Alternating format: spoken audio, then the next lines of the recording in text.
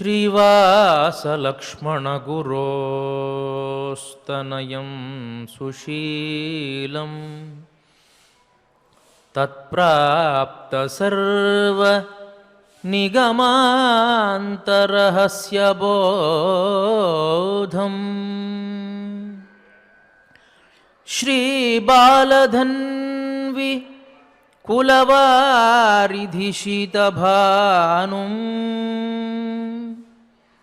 श्रीशैललक्ष्मणगुरुं शिरसा नमामि। श्रीशैललक्ष्मणगुरुं शिरसा नमामि। बालाय नीलवपुषे नवकिङ्किणीकजालाभिरामजघनाय दिगम्बराय शार्दूलदिव्यनखभूषणभूषिताय नन्दात्मजाय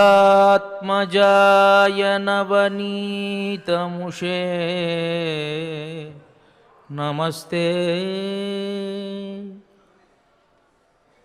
శ్రీమదాదివరాహ క్షేత్ర విభూషితుడు అఖిలాండకోటి బ్రహ్మాండ నాయకుడు అయినటువంటి శ్రీనివాసుని పాదారవిందాల చెంత మార్గశీర్ష మాస వైభవాన్ని తెలుసుకునేటువంటి అవకాశాన్ని మనకు కల్పించినటువంటి శ్రీ వెంకటేశ్వర భక్తి ఛానల్ వారికి ముందుగా నా కృతజ్ఞతలు తెలియజేసుకుంటూ మన మార్గశీర్ష వైశిష్ట్యంలో నిన్నటి రోజున తులసి మాహాత్మ్యాన్ని చెప్పుకున్నాం. అదేవిధంగా భగవంతుడికి ధూపాన్ని సమర్పిస్తే వచ్చేటువంటి ఫలితాన్ని, దీపాన్ని కనుక సమర్పిస్తే వచ్చేటువంటి ఫలితాన్ని కూడా నిన్నటి రోజున మనం తెలుసుకున్నాం. ఎవరైతే భగవంతుడికి నేతితో ఒత్తులు వేసి హారతి ఇస్తారో ఆ హారతిని చూసినటువంటి వారికి కూడా 7 జన్మలు ఉత్తమమైనటువంటి జన్మ వచ్చి తరువాత ఒక గొప్ప రాజవంశంలో జన్మించి తరువాత మోక్షాన్ని పొందుతారు అనేటువంటి విషయం మార్గశీర్ష మాస వైశిష్ట్యం మనకు తెలియజేస్తుంది. మరి ఆ కార్యక్రమాన్ని అట్లా పక్కకు ఉంచితే మనం ఆ కార్యక్రమంలోనే భాగంగా భగవంతుని యొక్క గుణాలను ఒక్కొక్కటిని కూడా వివరంగా తెలుసుకుంటూ ఉన్నాం. మొట్టమొదటి గుణం వాత్సల్యం గురించి తెలుసుకున్నాం, తర్వాత అభయప్రదానం గురించి తెలుసుకున్నాం, ఆర్తత్రాణ పరాయణత్వాన్ని గురించి తెలుసుకున్నాం. అదేవిధంగా ఔదార్యం, భగవంతుడి యొక్క ఔదార్యం ఏ విధంగా ఉంటుంది అనే విషయాన్ని మనం ఇవాటి రోజున తెలుసుకోబోతూ ఉన్నాం. ఔదార్యము అంటే ఉదారత, ఉదారస్య భావః ఔదార్యం. ఎవరైనా సరే వచ్చి యాచన చేస్తే కాదు అనకుండా ఇవ్వడం, ఎంత అడిగితే అంత ఇవ్వడాన్ని ఉదారత అని అంటాం. చమత్కారంగా భగవద్గీతలో కృష్ణ భగవానుడు భక్తులలో ఉండేటువంటి 4 విధాలు తెలియజేస్తూ ఆర్తో జిజ్ఞాసురర్థార్థి జ్ఞానీచ భరతర్షభ అని తెలియజేస్తూ ఉదారాసర్వ ఏవైతే జ్ఞానీత్వాత్మైవ మేమతం, వీరందరూ కూడా ఉదారమైనటువంటి స్వభావం కలిగినటువంటి వారు. ఏమంటే లోకంలో ఎప్పుడైనా సరే యాచన చేసేటువంటి వాడికి అడిగినటువంటి దాన్ని ఇచ్చేటువంటి వాడిని ఉదారుడు అంటాం. ఎవరైనా భిక్ష కానీ ఏదైనా యాచించడానికి మన దగ్గరికి వస్తే ఇచ్చేటువంటి వాడిని ఉదారుడు అంటాం. అంటే వీడు అడిగినది ఎంత అడుగుతాడో దానికి తగినట్టుగా ఇస్తాడు కాబట్టి వాణ్ణి ఉదారుడు అంటాం. కానీ కృష్ణ పరమాత్మ తన్ను ఆశ్రయించినటువంటి 4 విధాల భక్తులనే ఉదారుడు అంటాడు ఆయన. ఎందువల్ల? ఉదారత్వం ఈయనకి రావడానికి కారణం వాళ్లే కదా. అంటే అడిగేటువంటి వాడు ఉన్నప్పుడే కదా నా ఉదార స్వభావం తెలుస్తుంది. కాబట్టి నాకు ఉదారత ఉన్నది అనేటువంటి విషయాన్ని ప్రపంచానికి తెలియజేయడం కోసం ఉన్నటువంటి వాళ్ళు వీళ్ళు, కాబట్టి వీళ్ళే నాకు ఇచ్చేటువంటి వాళ్ళు ఉదార స్వభావాన్ని, కాబట్టి వాళ్లే నాకు ఉదారులు అంటాడు. భగవంతుడు మన దగ్గర ఏం పెద్దగా కోరతాడండి? గజేంద్రుడు ఏ విధంగా తొండం పైకెత్తి నీవే తప్ప ఇతఃపరం బెరుగా అని అంటాడో, అదే లేకపోతే ద్వారకా నిలయ అచ్యుత గోవింద అని ద్రౌపది ఏ విధంగా చేతులు పైకెత్తేసి ప్రార్థిస్తుందో, కేవలం అలాంటి ప్రార్థనను మాత్రమే ఆయన కోరుకుంటాడు. ఇంకా ఆయనకి ఏమీ అవసరంలా. అలా ఇచ్చి అలా అడిగినటువంటి వాడినే నా దగ్గర పుచ్చుకున్నటువంటి వాడే ఉదారుడు అనేటువంటి గొప్ప గుణం కేవలం పరమాత్మ దగ్గరే ఉంటుంది. కాబట్టి ఉదారా సర్వ ఏవైతే జ్ఞానీ త్వాత్మైవ మేమతం అని అంటాడు కృష్ణ పరమాత్మ. మరి అలాంటి ఆ ఉదార స్వభావంలో పరమాత్మ ఏ లీలను చూపించాడో, ఎక్కడ తన ఉదారతను చూపించాడో మనం చెప్పుకున్నాం. ద్రౌపది విషయంలో గొప్ప ఉదారతను తాను చూపించాడు. అందరికీ స్థూలంగా తెలిసినటువంటి విషయమే. నిండు సభలో ద్రౌపది వస్త్రాపహరణం జరుగుతూ ఉంటే కృష్ణ పరమాత్మ ఎన్నో వస్త్రాలు ఇచ్చి ద్రౌపది యొక్క మాన సంరక్షణ చేశాడు. ఇది అందరికీ తెలిసినటువంటి విషయమే. కానీ దానిలో ఉండేటువంటి కొన్ని విషయాలు మనం తెలుసుకోవాలి. అసలు దుర్యోధనుడు మొదటి నుంచి ద్రౌపది వస్త్రాపహరణం చెయ్యాలి అని అనుకున్నాడా ఏమిటి, అసలు ఎందువల్ల అలా జరిగింది, అలా జరగడానికి కలిగినటువంటి కారణాలేమిటి అనే విషయాన్ని మనం తెలుసుకుంటే దాంట్లో ఉండేటువంటి నిగూఢమైన అర్థాలు మన దృష్టికి వస్తాయి. సహజంగా లోకంలో ప్రతి వ్యక్తికి కొన్ని దుర్గుణాలు ఉంటాయండి. మనిషిగా పుట్టిన తర్వాత కొన్ని దుర్గుణాలు మనకు ప్రకృతే ఇచ్చేస్తుంది. పక్కవాడు బాగుంటే చూడలేకపోవడం, ఆ పక్కవాడు కూడా అలాగే ఉంటాడు. మనం బాగుంటే వాడు చూడలేడు, ఇంకోడు బాగుంటే వీళ్ళిద్దరూ చూడలేరు. ఇట్లా పక్కవాడు బాగుంటే చూడలేకపోవడం అనేటువంటి కొన్ని దుర్గుణాలు కొన్ని ఉంటాయి మనుషులకి. అది మోతాదు గనక మించితే దుర్యోధనుడిలా తయారవుతాడు. దుర్యోధనుడు ధర్మరాజు యొక్క ఐశ్వర్యాన్ని చూచి తట్టుకోలేక ఓర్వలేక పాండవుల్ని ఏ విధంగా అయినా సరే దెబ్బతీయాలి అనేటువంటి ఉద్దేశ్యంతో ప్రారంభించినటువంటి ఒక పెద్ద కార్యక్రమమే ద్రౌపదీ వస్త్రాపహరణంతో ముగిసింది. ఏదో చేద్దాం అనుకుని ఏదో చేయడం. మనం ఒక పని చెయ్యాలి అనుకుని దిగి వేరే పని చేస్తే వచ్చేటువంటి ఇబ్బందులు ఎలా ఉంటాయి అనేటువంటి విషయాన్ని మనకు భారతం తెలియజేస్తుంది. ఎవరో వినాయకుడి బొమ్మ వేద్దాం అనుకున్నారట. రచయామాస వానరం అంటారు. ఆ బొమ్మంతా పూర్తయిన తర్వాత తిరిగి చూసుకున్న తర్వాత కోతి బొమ్మ వచ్చిందట. అంటే ఏ బొమ్మ వేద్దాము అని అనుకున్నాడు, ఏ బొమ్మ వేశాడు. అదేవిధంగా మనిషి ఏ పని చెయ్యాలి అని అనుకుంటూ ఉన్నాడు, ఏ పని చేస్తూ ఉన్నాడు. మనం గమనించాల్సింది అదే. దుర్యోధనుడు పాండవులని దెబ్బతీయాలి, పాండవులను ఇబ్బంది పెట్టాలి, దుఃఖానికి లోను చేయాలి అనుకున్నటువంటి వాడు ద్రౌపదీ వస్త్రాపహరణం ఎందుకు చేయాలి? ద్రౌపదికి దీనికి ఏదన్నా సంబంధం ఉన్నదా? మధ్యలో వేరే వ్యక్తుల్ని లాగవచ్చా? సరే, ద్రౌపదిని కనుక ఇబ్బంది పెడితే పాండవులు ఇబ్బంది పడతారు అని అనుకుంటే కుదరదండి. చాలా తప్పు అవుతుంది. దాన్ని బ్లాక్మెయిల్ అంటాం మనం, ఇబ్బంది పెట్టడం. ఏదైనా శారీరకంగా మానసికంగా వేరే రకంగా దెబ్బతీయాలి, కానీ స్త్రీ విషయంలో అలా దెబ్బతీయకూడదు.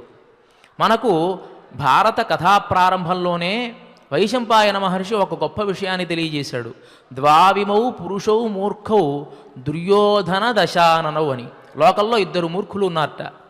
ఒకడు దుర్యోధనుడు, ఒకడు రావణాసురుడు.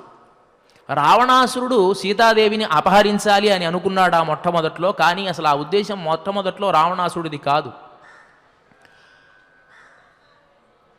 ఎప్పుడైతే శూర్పణఖ రాముడు లక్ష్మణుడు వారు ఉండేటువంటి ఆ సౌందర్యాన్ని చూచి వారిని మోహించి, మీరిద్దరూ చాలా సౌందర్యంగా ఉన్నారు, మిమ్మల్ని నేను వివాహం చేసుకోవాలి అని అనుకుంటున్నాను, నాకంటే అందంగా ఉందా ఈ సీతాదేవిని నేను మింగేస్తాను అని మీదకి వెళుతూ ఉంటే లక్ష్మణుడు ముక్కు చెవులు కోసి పంపించాడు.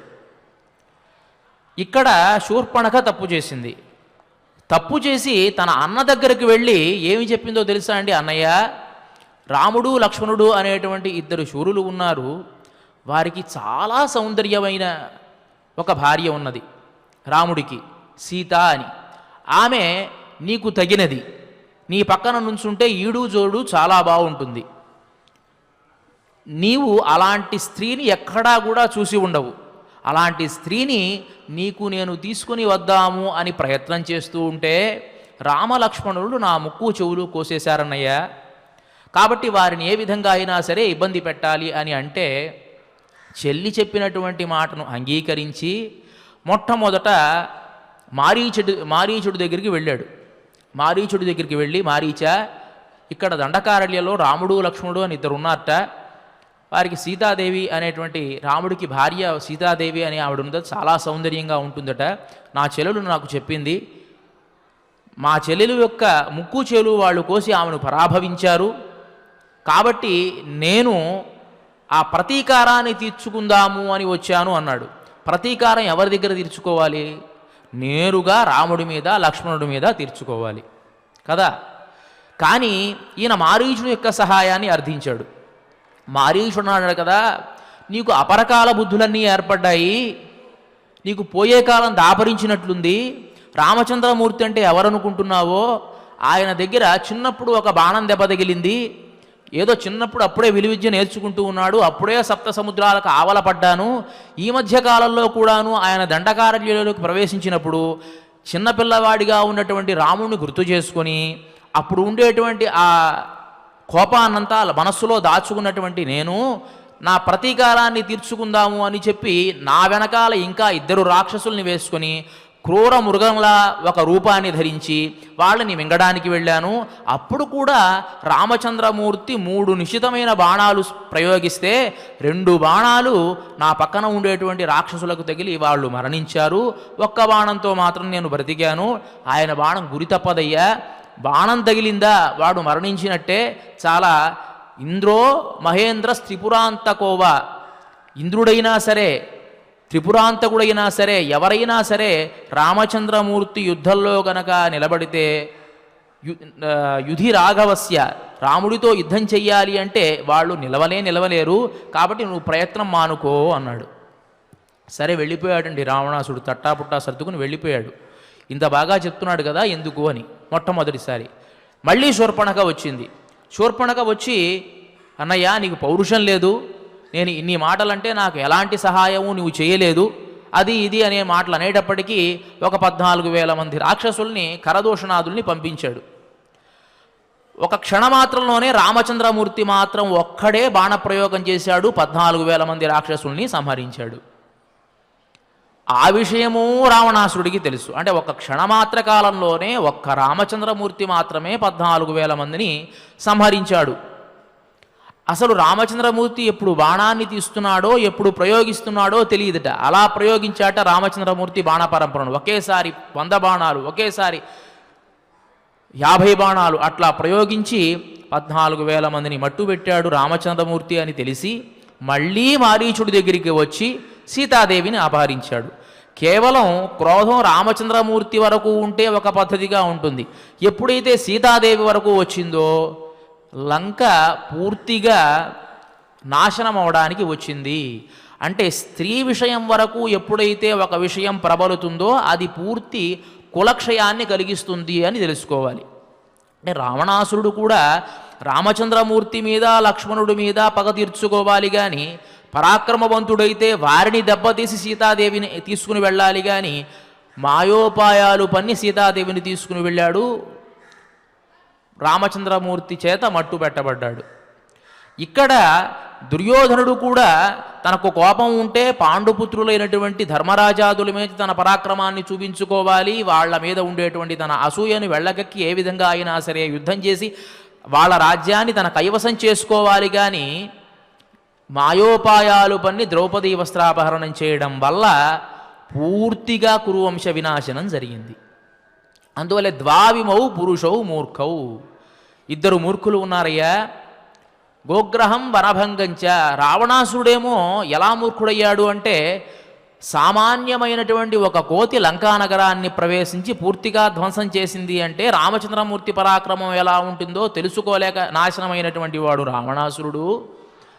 గోగ్రహణం భారతంలో ఉత్తర గోగ్రహణ సందర్భంలో బృహన్నలుగా ఉండేటువంటి అర్జునుడి బాణ పరంపరకు తట్టుకోలేక అందరూ మూర్ఛపడితే వారినందరినీ సంహరించకుండా కేవలం శిరస్త్రాణాలు మాత్రమే తీసుకొని మీరంతా మరణించినట్టే అని చెప్పాడు అర్జునుడు.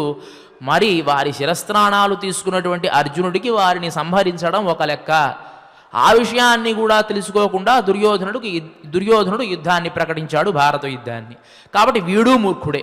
అంటే 2 మూర్ఖులు లోకల్లో ఉన్నారు, ఒకటి రావణాసురుడు, ఒకడు దుర్యోధనుడు అని తెలియజేశాడు వైశంపాయన మహర్షి కథ ప్రారంభంలోనే. ఇక్కడ కూడా దుర్యోధనుడు తన అసూయాపూరితమైనటువంటి మనస్సుతో పాండవుల్ని దెబ్బతీయాలి అని ప్రారంభించి ద్రౌపదీ వస్త్రాపహరణం దాకా దారి తీసింది అతని పతనం. ఆ కథ ఎక్కడ ప్రారంభమైంది అని మనం కొంచెం వివరంగా తెలుసుకుందాం. ధర్మరాజు అద్భుతంగా రాజసూయ యాగాన్ని చేశాడు. ఆ రాజసూయ యాగం అంతా నిర్విఘ్నంగా పరిసమాప్తి అయ్యేటువంటి సందర్భంలో శిశుపాలుడు ఆ యాగానికి అధ్యక్షుడుగా ఉండేటువంటి కృష్ణ పరమాత్మను ఎన్నో మాటలతో తూలనాడాడు. దానికి కోపగించుకున్నటువంటి కృష్ణ పరమాత్మ తన చక్రాన్ని ప్రయోగించి శిశుపాలుని వధించాడు. క్షేమంగా రాజసూయ యాగం అంతా కూడా నిర్విఘ్నంగా పరిసమాప్తి అయింది. ప్రశాంతంగా ముగిసినటువంటి రాజసూయ యాగం తర్వాత ధర్మరాజు దగ్గరికి వేదవ్యాస మహర్షి తన శిష్య పరివారంతో వచ్చాడు. ఎప్పుడైతే శిశుపాల వధ జరిగిందో ఆ సందర్భంలో కొన్ని దుర్నిమిత్తాలు కనిపించాయి. ఏంటి దుర్నిమిత్తాలు? దుశ్శకునాలు అంటాం కదా, అవి గోచరించాయిట హస్తినాపురంలో. ఏమిటి అంటే అకాల వర్షం. శిశుపాలుడు మరణించాడు, అప్పటి వరకు ఎండ కాస్తూనే ఉన్నది, అనుకోకుండా వర్షం పడింది, పిడుగుబాటులు సంభవించాయి, తరువాత భూకంపం ఏర్పడింది. ఈ 3 దృష్టాంతాలు ఆ సమయంలో జరిగింది. ధర్మరాజుకి మనస్సులో ఆ ఇబ్బంది, ఆ బాధ ఉండడం వల్ల ఆ ధర్మ సందేహాన్ని ఎవరి దగ్గర తెలుసుకుందామా అని అనుకునేటువంటి సందర్భంలోనే రాజసూయ యాగమంతా ముగిసిన తరువాత వేదవ్యాస మహర్షి తన శిష్య పరివారంతో ధర్మరాజు దగ్గరికి రావడం, ధర్మరాజు విశేషమైనటువంటి సత్కారాన్ని చేసి అర్ఘ్యాదులు ముందు పెట్టుకొని ఆయనను పూజించి ఉచిత ఆసనాన్ని ఇచ్చి తన మనస్సులో ఉన్నటువంటి ఈ సందేహాన్ని వెలిబుచ్చాడు. ఉత్పాతాంస్త్రివిధాన్ ప్రాహ నారదో భగవాన్ ఋషి దివ్యాంశ్చైవాంతరిక్షాంశ్చ పార్థివాంశ్చ పితామహ. ఉత్పాతాలు 3 విధాలుగా ఉంటుంది అని నారద మహర్షి పూర్వంలో చెప్పారు. ఏమిటి ఆ ఉత్పాతాలు అంటే దివ్యాంశ్చ, అంతరిక్షాంశ్చ, పార్థివాంశ్చ. అంటే ఉత్పాతాలు 3 రకాలుగా ఉంటాయి. అనుకోకుండా ఆకాశం నుంచి పిడుగుపడడం అనేటువంటివన్నీ కూడా దివ్యాలుగా కీర్తింపబడతాయిట. అంతరిక్షాంశ అంటే ధూమకేతువు, కొన్ని తోకచుక్కలు రాలడం, ఇవన్నీ కూడా అంతరిక్షగతమైనటువంటి కొన్ని దుశ్శకునాలు. పార్థివాంశ్చ భూమిలో కనబడేటువంటి దుశ్శకునాలు ఏమిటి అంటే భూకంపం రావడం. ఈ దుగుణాల యొక్క ప్రభావం ఎంతకాలం ఉంటుందో దయచేసి పెద్దలైనటువంటి వారు మీరు నాకు తెలియజేయాలి అని ప్రార్థించాడు ధర్మరాజు వేదవ్యాసుని. వేదవ్యాసుడు అన్నాడు కదా, ఓ మహారాజా, ఈ ఉత్పాతాల యొక్క ప్రభావం 13 సంవత్సరాలు ఉంటుంది. దానికి ఎవరూ కూడా ఏమీ చేయలేరు.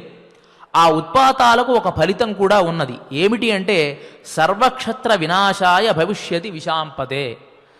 అలాంటి ఉత్పాతాలు సంభవించినప్పుడు క్షాత్ర వినాశనం జరుగుతుంది. దానికి నువ్వు భయపడాల్సినటువంటి అవసరమేమీ లేదు. ఇంకొక గొప్ప విషయాన్ని కూడా నీకు తెలియజేస్తున్నాను. ఆ వినాశనం త్వరలోనే ఏర్పడబడబోతోంది. దానికి కారణభూతుడివిగా నీవే ఉంటావు. నీకు ఇవాళ పడుకున్న తర్వాత రేపు వేకోజామున ఒక కల వస్తుంది. ఆ కలలో స్వప్నే ద్రక్షసి రాజేంద్ర క్షపాంతే త్వం వృషధ్వజం. నీకు మహాశివుడు కపాలాన్ని ధరించినటువంటి వాడు దక్షిణ దిక్కును చూస్తూ నీకు కనిపిస్తాడు. అలాంటి దుర్నిమిత్తం కనిపించినప్పుడు అది కూడా వేకువజామునే వస్తుంది. అలా వచ్చినప్పుడు నీకు ఏమి సంభవిస్తుంది అంటే క్షత్ర వినాశనం జరుగుతుంది అనే విషయాన్ని నువ్వు గ్రహించు. కాబట్టి దీనికి నువ్వు చింతించాల్సినటువంటి అవసరం ఏమీ లేదు. ఇది పూర్వమే నిర్ణయింపబడినటువంటి ఒక విషయం. అప్రహృష్టేన మనసా రాజసూయే మహాక్రతు ప్రేక్ష్యతాం అద్భుతామృద్ధిం జగామ. సరే, ఇలా జరిగేటువంటి దీనికి ఎవరూ కూడా బాధ్యులు కారు. కాలము అనేటువంటిది చాలా దురతిక్రమమైనటువంటిది. కాబట్టి నువ్వు దీని గురించి చింతించవద్దు అని చెప్పాడు వేదవ్యాస మహర్షి. వెంటనే ధర్మరాజుకి కొంచెం బాధ కలిగింది. వేదవ్యాస మహర్షికి ఉచితమైనటువంటి సపర్యలంతా చేసి వేదవ్యాస మహర్షిని వీడ్కొన్నాడు. తన తమ్ముళ్లతో మంతనాన్ని జరిపాడు. నా వల్ల క్షత్ర వినాశనం జరుగుతుంది అన్నాడు. నేను భీముడు అర్జునుడి యొక్క పరాక్రమంతో ఈ రాజ్యాన్నంతా జయిస్తాను అని తెలియజేశాడు. దుర్యోధనుడి యొక్క దుర్మార్గం వల్ల ఇదంతా సంభవిస్తుంది అనే విషయాన్ని కూడా నాకు వేదవ్యాస మహర్షి తెలియజేశాడు. ఏది ఏమైనా క్షాత్ర వినాశనం నా వల్ల జరుగుతుంది అని నాకు చెప్పినప్పుడు నా మనసుకు కొంచెం బాధ కలుగుతోంది. కాబట్టి నేను ఈ రాజ్యాన్ని విడిచిపెట్టి ప్రాయోపవేశం చేస్తాను అన్నాడు ధర్మరాజు. వెంటనే అర్జునాదులంతా అన్నయ్య, పెద్దవారైనటువంటి వేదవ్యాస మహర్షి ముందే తెలియజేశారు కదా, కాలము అనేటువంటిది మనం అతిక్రమింపనలవి కానటువంటిది అని, కొన్ని కార్యాలు తప్పకుండా సిద్ధించాలి అని కూడా చెప్పారు కదా. ఆ సిద్ధించేటువంటి కార్యాలకు కొంతమంది కర్తలుగా కూడా ఉంటారు కదా. కాబట్టి మనం చేయగలిగింది ఏమీ లేదు. ధర్మబుద్ధి కలిగినటువంటి నీవు గనక లేకపోతే కళ్ళు లేనటువంటి రాజ్యాన్ని మేము కూడా పరిపాలించలేము. కాబట్టి నువ్వు ఉండి తీరాల్సిందే, అయ్యేదేదో అవుతుంది, మనమంతా దాన్ని ఎదుర్కొందాం అని అందరూ కూడా సర్ది చెప్పడంతో ధర్మరాజు వెనుదిరిగాడు. ఇది ఇలా ఉండగా రాజసూయాగం అంతా అద్భుతంగా జరిగినటువంటి తర్వాత ఆ రాజసూయాగాన్ని చూడడానికి వచ్చినటువంటి దుర్యోధనుడు ధర్మరాజు యొక్క ఆ ఐశ్వర్యాన్ని అంతటినీ చూస్తూ ఉన్నాడు. అబ్బా, ఏమి ఐశ్వర్యం అండి! ఎంతమంది రాజులు, ఎన్ని మడులు, ఎన్ని వైభవాలు, దివ్యమైనటువంటి ఆభరణాలు, దివ్యమైనటువంటి మణులు, వాళ్ళు చేసేటువంటి సత్కారాలు అన్నీ కళ్ళారా చూస్తూ ఉన్నాడు దుర్యోధనుడు. చూస్తూ ఉన్నాడు. ఈ లోపల మయుడు నిర్మించి ఇచ్చినటువంటి ఒక గొప్ప సభా ప్రాంగణానికి ప్రవేశించాడు. రత్నమయమైనటువంటి ఆ సభా ప్రాంగణం చాలా అద్భుతంగా ఉంది. తాను ఇంతకు పూర్వం ఎప్పుడూ కూడా హస్తినాపురంలో అలాంటి వైభవాన్ని చూడలేదు. ఆశ్చర్యాన్ని గొలుపుతూ ఉంది. అక్కడ ఉండేటువంటి మణులు, మాణిక్యాలు, వాటి పేర్లు కూడా అతనికి తెలియవు. అలాగే ప్రవేశించి లోపల చూస్తూ ఉన్నాడు. అక్కడ జరిగేటువంటి ఆ చిత్రాలు చూస్తూ ఉంటే ఒక్కొక్కటి ఆశ్చర్యంగా కనిపిస్తూ ఉన్నాయి దుర్యోధనుడికి. ఒక చోట చూస్తే పెద్ద కొలను కనిపిస్తుంది. ఆ కొలంలో చక్కగా తామర పుష్పాలు వికసించి అప్పుడే నవనవలాడుతూ ఉంటుంది. ఆ కొలంలోకి ప్రవేశిద్దాము అని దుర్యోధనుడు తన పంచని కొంచెం పైకి ఎగ్గట్టి లోపలికి దిగుతూ ఉన్నాడు. కానీ దిగలేకపోతూ ఉన్నాడు. అక్కడ నీళ్లే లేవు, కమలాలు లేవు. కానీ కనిపించడానికి నీళ్లు ఉన్నట్టుగా, కమలాలు ఉన్నట్టుగా కనిపిస్తోంది. సరి కొంచెం ముందుకు వెళ్ళాడు. అక్కడ కూడా ఇదే దృశ్యం కనిపించింది. ఓహో, ఇందాక మనం చూసినటువంటి సన్నివేశమే ఇక్కడ కూడా ఉంది కాబోలు. ఇక్కడ నీళ్లు ఉండవు, కమలాలు ఉండవు అనుకున్నాడు. మామూలుగా ప్రవేశించాడు, నీళ్లలో చతికిలబడ్డాడు. అక్కడే భీమసేనుడు, నకులుడు, అర్జునుడు అందరూ ఆ దృష్టాంతాన్ని చూసి కొంచెం నవ్వారు. అది కొంచెం మనసుకు బాధను కలిగించింది. తన తలను అలాగే దించుకొని వాళ్ళ ముఖాలకేసి చూడకుండా రాజాధిరాజునైనటువంటి నన్ను చూసి వీళ్ళు గేలి చేస్తున్నారే అని మనసులో చిన్నబుచ్చుకుంటూ, ఆ పౌరుషాన్ని లోపలే దిగమింగుకుంటూ, ఆ తడిసిన బట్టలతో తాను లేచి వచ్చి వాళ్ళు ఇచ్చినటువంటి బట్టలను మళ్ళీ ధరించి కొంచెం ముందుకు సాగాడు. ఒక పెద్ద ద్వారం కనిపించింది. ఆ ద్వారం నుంచి లోపలికి ప్రవేశించి బయటికి వెళదామని అనుకున్నాడు. గట్టిగా దెబ్బ తగిలింది. అక్కడ ద్వారం లేనే లేదు, అంటే ఉన్నట్టు కనిపించింది. ఇంకో చోటకు వెళ్ళాడు. ద్వారం ఉన్నట్టే ఉంది, అది లేదేమో అనుకున్నాడు. ప్రవేశించాడు, ముందుకు పడ్డాడు. ఇలాంటి సన్నివేశాలన్నీ కూడా అతని మనసుని పూర్తిగా తొలిసివేసింది.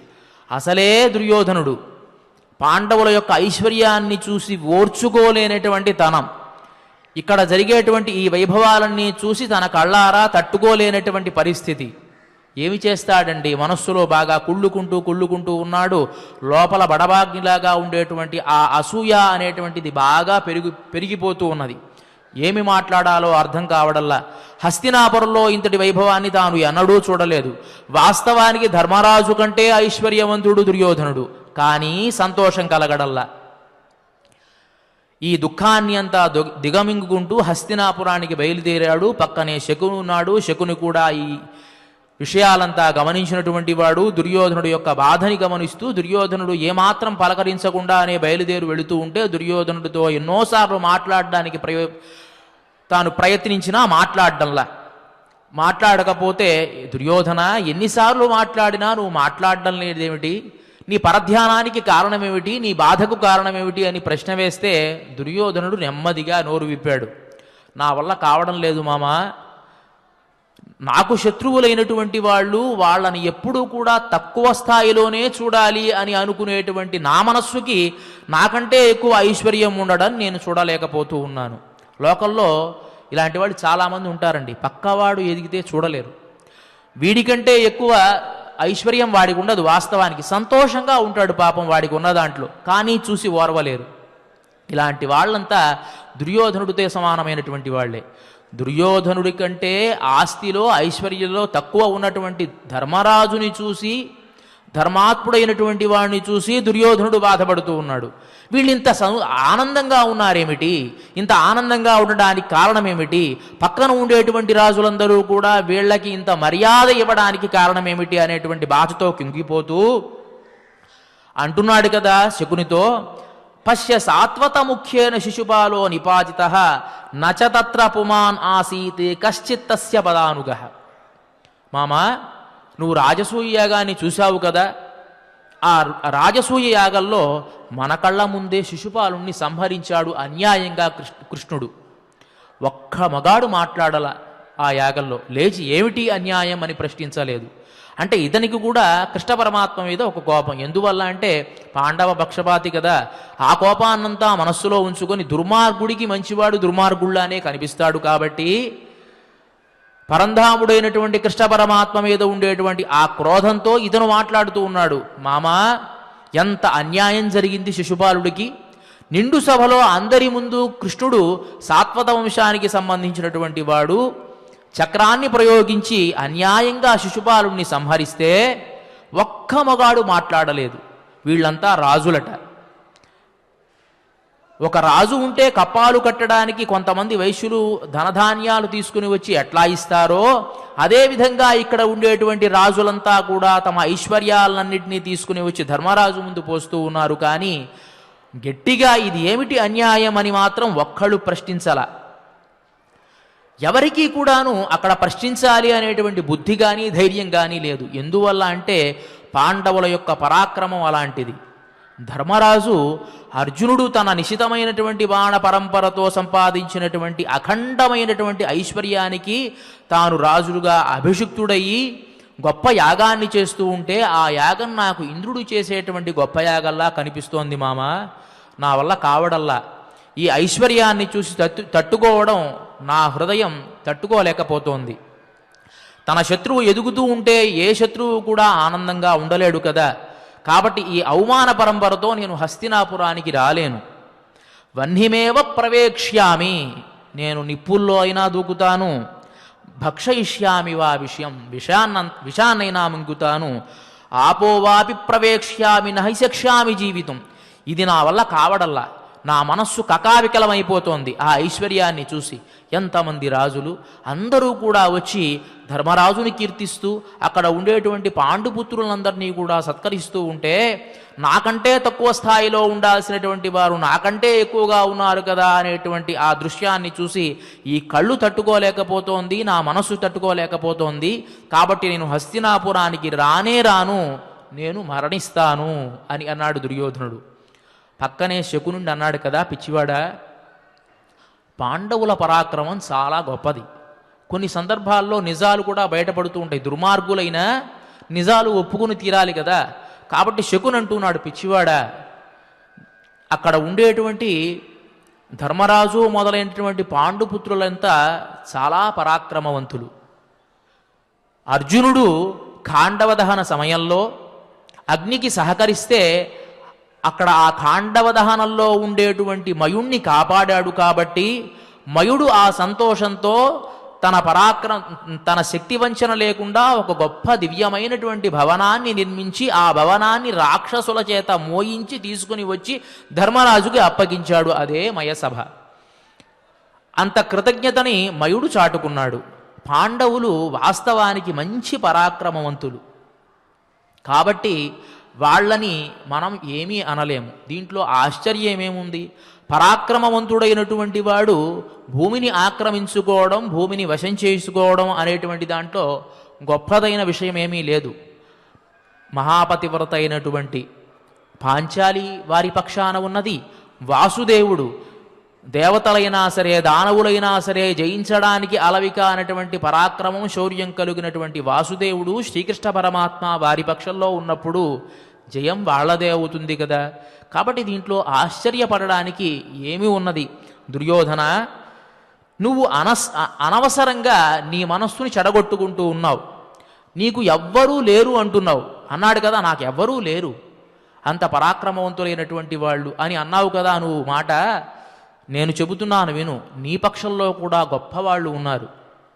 సాక్షాత్తు నీ ఆచార్యుడైనటువంటి ద్రోణాచార్యుడు కుమారుడు అశ్వత్థామ ఎంత పరాక్రమవంతుడు, సూతపుత్రుడైనటువంటి కర్ణుడు ఎంత పరాక్రమవంతుడు. నీకు మందీ మార్బలం తక్కువ, 100 తమ్ముళ్ళు ఉన్నారు, వాళ్ళు మాత్రం 5. అంతేకాకుండా నీకు మంచి మంచి ఆలోచనలు ఇవ్వడానికి నేను నీ పక్షంలో ఉన్నాను. కాబట్టి నువ్వేం చేస్తావయ్యా అంటే, నీ అవిక్రమమైనటువంటి పరాక్రమంతో ఈ భూమండలానంతా ఆక్రమించు, యుద్ధం చేసి రాజులందరినీ అని అన్నాడు. అంటే దుర్యోధనుడు అన్నాడు కదా, అది కాదు నా ఉద్దేశం. నాకు కావలసింది ఈ భూమండలంలో ఉండేటువంటి రాజుల్ని జయించడం కాదు, ధర్మరాజాదుల్ని జయించాలి. ధర్మరాజాదుల్ని జయించి వారు దుఃఖంగా ఉంటే చూడాలి, వారి మీద నా పరాక్రమాన్ని చూపించాలి అని అంటే, వెంటనే శకుని అన్నాడు కదా, ఓరి పిచ్చివాడా, ఆ పక్షంలో వాసుదేవుడైనటువంటి కృష్ణ పరమాత్మ, ధర్మరాజు, ధర్మమే తెలిసినటువంటి ధర్మరాజు, తన బాణపరంపరతో ఇంద్రుణ్ణి కూడా జయించేటువంటి పరాక్రమం కలిగినటువంటి అర్జునుడు, తన బాహుబలంతో ఎవరిడైనా ఎదిరించగలిగినటువంటి భీమసేనుడు, నకుల సహదేవులు వీళ్ళంతా ఉన్నప్పుడు, ద్రుపదుడు వారి కుమారులు ఉన్నప్పుడు నువ్వు వాళ్ళని జయించగలను అనుకోవడం నీ అవివేకం. కానీ నీకు ఒక్క సలహా నేను ఇవ్వగలను. ఏమిటో తెలుసా? యుద్ధం లేకుండా వారిని జయించేటువంటి ఒక ఉపాయం నా దగ్గర ఉన్నది అని అన్నాడు. వెంటనే దుర్యోధనుడు అన్నాడు కదా, సరే ఆ ఉపాయం ఏదో నాకు నువ్వు చెప్పు. నా తమ్ముళ్ళు, నా పక్కన ఉండేటువంటి స్నేహితులు ఎవరూ కూడా మరణించకుండా నాకు గొప్ప రాజ్యం సంప్రాప్తిస్తుంది అంటే నాకు మాత్రం కావలసినటువంటి ఆనందమేముంది? కాబట్టి ఆ ఉపాయాన్ని చెప్పు. నేను ఇప్పటి వరకు వారి యొక్క ఆ ఐశ్వర్యాన్ని చూచి ఈర్ష్యతో నలిగిపోతూ ఉన్నాను, బ్రతకలేకుండా ఉన్నాను. పురుషుల్లా కనిపిస్తున్నాను కానీ పురుషుణ్ణి కాదు, స్త్రీలా మనస్సు ఉంది కానీ స్త్రీ కాదు నా మనస్సు అని అంటాడు. సోహన్నస్త్రీ చాప్య స్త్రీ నపుమానపి యోహం తాం అర్షయామ్యద్య తాదృశీం శ్రియమాగతాం. ఈ విధంగా పురుషుణ్ణి కాదు స్త్రీను కాదు, అలాంటి పరిస్థితుల్లో నేను జీవిస్తూ ఉన్నాను శకుని. ఓ మామా, నాకు మంచి అవకాశాన్ని నువ్వు ఇవ్వాలి, ఆ సలహా ఏమిటో నాకు తెలియజేయాలి అని అంటే, శకుని అన్నాడు కదా, ధర్మరాజు చాలా ధర్మాత్ముడు, ఆయనకి జూదం ఆడడం అంటే చాలా ఇష్టం. కానీ ఆడడం వచ్చా అంటే ఆడడం రాదు. ఆడడం రానటువంటి ఆట అంటే ఆయనకి ఇష్టం కాబట్టి, ఆ ఆటలో నైపుణ్యత నాకు తెలుసు కాబట్టి, నేను ఆ ఆటలో అతని ఐశ్వర్యాన్ని అంతా ఒక్క క్షణమాత్రం చేతనే నా పాచికల ద్వారా సంప్రాప్తించుకునేటువంటి శక్తి నాకు ఉన్నది కాబట్టి, నువ్వు ఏమి చేస్తావంటే మీ తండ్రి అయినటువంటి ధృతరాష్ట్రుడికి నివేదించు ఈ విషయాన్ని, వాళ్ళని జూదమాడడానికి రమ్మని ఆహ్వానించు. జూదంలో వాళ్ళని ఓడించి వారి ఐశ్వర్యాన్ని అంతటినీ కూడా నీ బాధాక్రాంతం చేస్తాను అన్నాడు. అంటే దుర్యోధనుడు అన్నాడు కదా, లేదు లేదు, అది కూడా నేను నా తండ్రితో చెప్పను, నువ్వే ప్రస్తావించు అని అన్నాడు ఆయన. సరే, ఆ పాపాన్ని మూటగట్టుకునేందుకు సిద్ధపడినటువంటి శకుని హస్తినాపురానికి ప్రవేశించాడు. హస్తినాపురానికి ప్రవేశించి ధృతరాష్ట్రుడితో మాట్లాడుతూ అక్కడ జరిగినటువంటి వైభవాన్నంతా తెలియజేసి, ఓ ధృతరాష్ట్ర, నీ పిల్లవాడు అక్కడికి వెళ్ళి వచ్చినప్పటి నుంచి చాలా బాధగా ఉన్నాడు, దిగాలుగా ఉన్నాడు, వెలవెలపోతూ ఉన్నాడు. దీనికి కారణమేమిటో నువ్వు తెలుసుకోవాలి. తెలుసుకొని అతని ఆ దుఃఖాన్ని పోగొట్టవలసినటువంటి బాధ్యత నీకు ఉన్నది, కాబట్టి నువ్వు తెలుసుకో అని అన్నాడు. వెంటనే ధృతరాష్ట్రుడు ఏం చేశాడయ్యా అంటే, కుమారా, నీకు దుఃఖానికి కారణభూతమైంది ఏముంది? చక్కగా నీ అన్నలు నిర్వహించేటువంటి రాజసూయ యాగానికి వెళ్ళావు, అక్కడ ఉండేటువంటి ఆ మర్యాదనంతటినీ స్వీకరించావు, ఆ వైభవాన్నంతా చూశావు. పోనీ నీవు వచ్చి ఉండేటువంటిది హస్తినాపురం, ఇది చాలా భోగభాగ్యమైనటువంటి ప్రదేశం. నీవు అడిగినప్పుడు స్త్రీలు, కావలసినటువంటి మణులు, భోగభాగ్యాలు అన్నీ నీవు కోరినప్పుడల్లా ఎక్కడికి మారాలంటే అక్కడికి ఉండేటువంటి శక్తి సామర్థ్యాలు, అనేకమైనటువంటి రథాలు, అనేకమైనటువంటి పరిచారకులు, కాలానికి సంబంధించి నువ్వు వసించడానికి ఉండేటువంటి భవనాలు, అంటే ఎండాకాలంలో ఒక భవనం, వానాకాలంలో ఇట్లా అనేకమైనటువంటి ఐశ్వర్యాలతో ఉన్నావు, భోగభాగ్యాలతో తులతూగుతూ ఉన్నావు. అయినా నీకు ఈ దుఃఖం కలగడానికి కారణమేమిటి అంటే వెంటనే అన్నాడు కదా, నాయన నాకు అది కాదు దుఃఖం. మనకు శత్రువు అయినటువంటి వాడు, మన మనస్సులో మనం పూర్తిగా అసహ్యించుకునేటువంటి వాడు పైకి వస్తే చూసి తట్టుకోలేనటువంటి తనం మనకుంటుంది. కాబట్టి ధర్మరాజు అలా పైకి వస్తూ ఉంటే చూసి తట్టుకోలేనటువంటి తనం నాలో ఎక్కువగా ఉంది నాయన. కాబట్టి అతని యొక్క పతనాన్ని చూడాలి అని అనుకుంటున్నాను. నువ్వు ఏ విధంగా అయినా సరే అతన్ని ద్యూతానికి పిలువు, వాళ్ళని ఓడించి వారి రాజ్యాన్నంతా నేను కైవసం చేసుకోవాలి అని అనుకుంటున్నాను అన్నాడు. ధృతరాష్ట్రుడు నచ్చ చెప్పాలి అని మొదట అనుకోకుండా మాట దాటవేసి సరే చూద్దాములే అని చెప్పి అక్కడ ఉండేటువంటి పరిచారకులందరినీ కూడా పిలిచి ఒక నవరత్న ఖచ్చితమైనటువంటి ఒక దివ్యమైనటువంటి భవనాన్ని నిర్మించండి అని వారికి ఆజ్ఞాపన చేసి దుర్యోధనుడితో అన్నాడు కదా, నేను ఏ విషయాన్నైనా సరే విదురుడితో చర్చించకుండా నిర్ణయం తీసుకోను. విదురుడితో నిర్ణయించి ఒక నిర్ణయాన్ని తీసుకుని అప్పుడు చెబుతాను అని బయలుదేరి వెళ్ళాడు. బయలుదేరి వెళ్ళి విదురుడితో అన్నాడు కదా, విదురుడిని ఆహ్వానించాడు. విదురుడికి ఈ విషయం తెలిసి హుటాహుటిన పరిగెత్తుకుంటూ వచ్చాడు, ఏమి అఘాయిత్యం జరగబోతోందో అని. విదురుడితో అన్నాడు, విదురా, నా పిల్లలు జూదమాడాలి అని అనుకుంటూ ఉన్నారు, ఇది దైవ నిర్ణయం. అంటే చూడండి, తన మనస్సులో ఉండేటువంటి ఆ దుర్మార్గాన్ని బయటపెట్టకుండా దైవ నిర్ణయం కాబట్టి వాళ్ళని మనం పిలుద్దాం.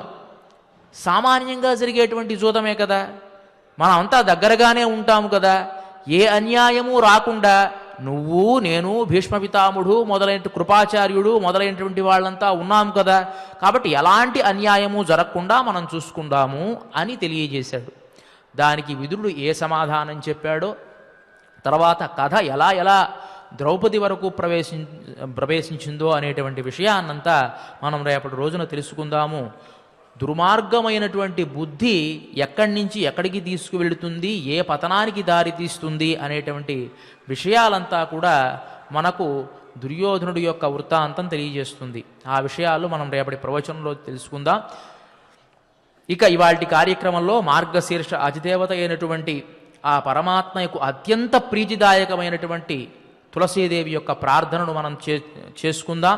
ఎవరైతే శ్రీ వెంకటేశ్వర భక్తి ఛానల్ ప్రసార మాధ్యమం ద్వారా ఈ కార్యక్రమాన్ని వీక్షిస్తూ ఉన్నారో వారు కూడా నిమీలిత నేత్రులై భగవంతుని పాదార విందాలను తమ మనస్సులో లగ్నం చేసుకొని మేము ఉచ్చరించినట్లుగా ఉచ్చరించండి.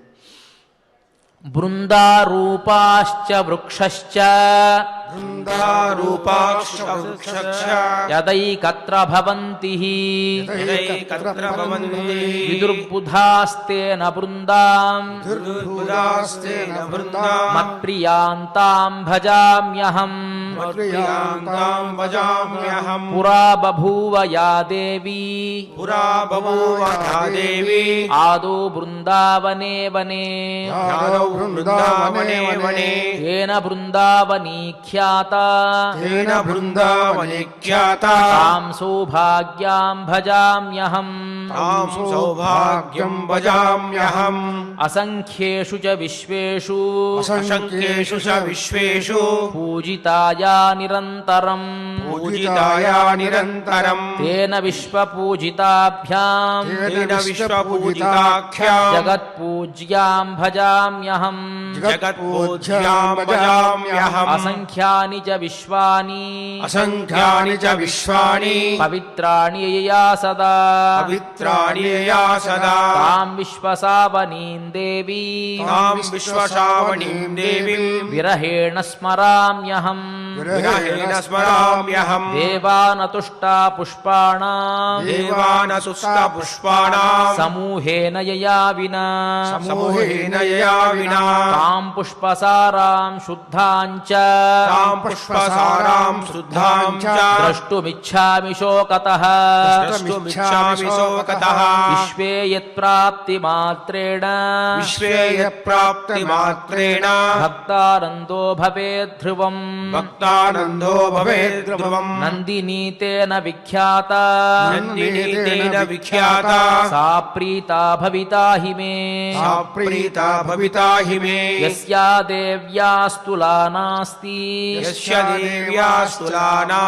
विश्वेषु निखिलेषु च तुलसी तेन विख्याता तां शरणं प्रिये कृष्णजीवनरूपाय शश्वत्प्रियतमा सती तेन कृष्णजीवनीति मम रक्षतु जीवनम् इति श्रीब्रह्मवैवर्तपुराणे द्वाविंशेऽध्याये श्रीविष्णुकृत శ్రీతులసీస్తోత్రం తులసీదేవి యొక్క అనుగ్రహం కోసం సాక్షాత్తు శ్రీ మహావిష్ణువే చేసినటువంటి అత్యద్భుతమైనటువంటి స్తోత్రం ఈ స్తోత్రం. ఇక ఇవాల్టి కార్యక్రమాన్ని మనం క్షమాప్రార్థన నుంచి మంగళం వరకు కలిసి పారాయణ చేసి ఈ కార్యక్రమాన్ని మంగళకరంగా ముగిద్దాం. అథ క్షమా ప్రార్థన యదక్షరపదభ్రష్టం మాత్రాహీనం చ యద్భవేత్ తత్సర్వం క్షమ్యతాం దేవా నారాయణ నమోస్తుతే. అథ భగవత్సమర్పణం కాయేన వాచా మనసేంద్రియైర్వా బుద్ధ్యాత్మనా వా ప్రకృతే స్వభావాత్ కరోమి యద్యత్ సకలం పరస్మై నారాయణాయేతి సమర్పయామి. అథ మంగళం శ్రియః కాంతాయ కళ్యాణ నిధయే నిధయేర్థినాం శ్రీవేంకట నివాసాయ శ్రీనివాసాయ మంగళం.